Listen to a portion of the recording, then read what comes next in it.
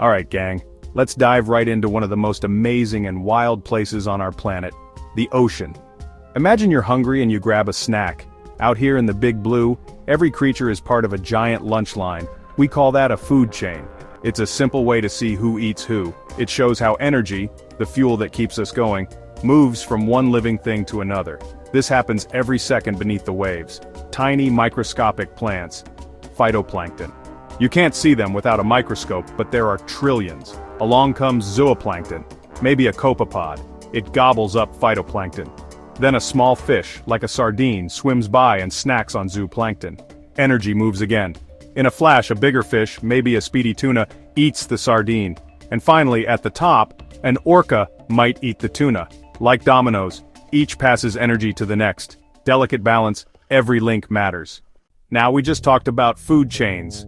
They're a great way to start understanding the ocean. But let's be real, nature is way more wild and complicated than a simple straight line. A tuna, for example, isn't just waiting around for a sardine to swim by, it might also snack on squid, mackerel, or crustaceans. And that sardine, it's not just eating one type of zooplankton, because we move from a simple chain to something much bigger and more complex. A food web. It shows all the different connections and pathways that energy can take through an ecosystem. It's a more realistic picture of what's actually happening out there.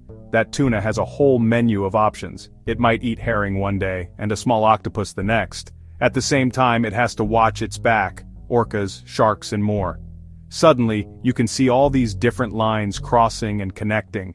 It's a beautiful, chaotic dance of survival. This complexity is what makes the ocean so strong. If one food source drops, others can help hold things together. It's nature's ultimate backup plan. To make sense of this beautiful mess, scientists organize everything into different levels, kind of like floors in a skyscraper. Each level shows how far an organism is from the original source, the sun. At the bottom, we have the producers, phytoplankton.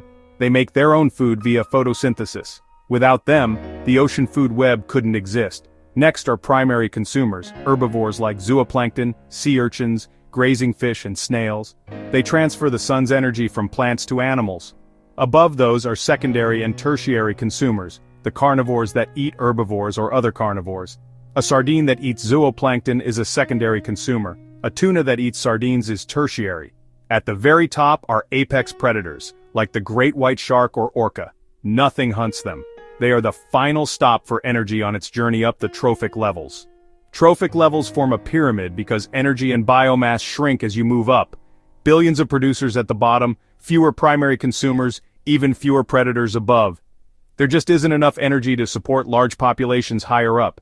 We've talked about how energy moves from one trophic level to the next, but here's a cool secret.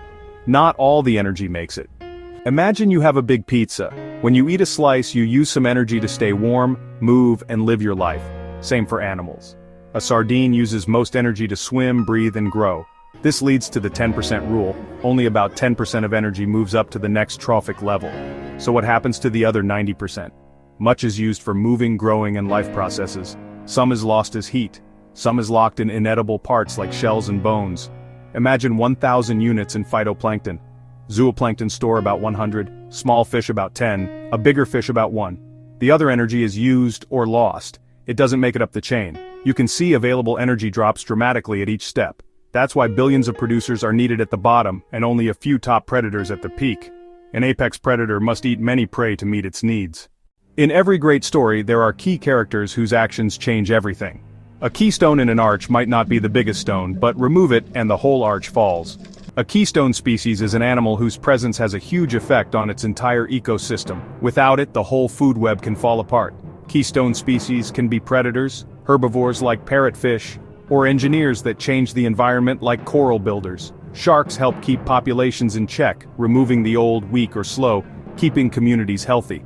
Parrotfish scrape algae off coral, preventing overgrowth that would smother reefs. Their actions ripple through the web, affecting dozens of other species. Identifying keystone species is crucial for conservation. Protect them, and you protect whole ecosystems. When keystone species thrive, it's a great sign the whole environment is healthy. Let's head to the Pacific coast of North America, home to an important keystone, the sea otter.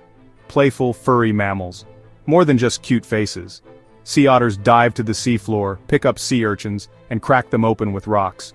Kelp are giant algae forming forests that provide shelter and food for hundreds of species. Sea urchins love to eat kelp. For many years, otters were hunted for their luxurious fur. Populations dropped dramatically. In many areas, they disappeared. Without otters, urchin populations exploded and devoured kelp holdfasts. The entire forest was destroyed, creating an urchin barren. Fish lose shelter, snails lose homes, larger predators suffer, the whole system collapses. A single species loss can trigger a chain reaction. When otters return or are protected, kelp recovers and life returns, a powerful reminder of connectivity. As we come to the end of our journey from the tiniest plankton to the mightiest whale, it's crystal clear. Everything in the ocean is connected.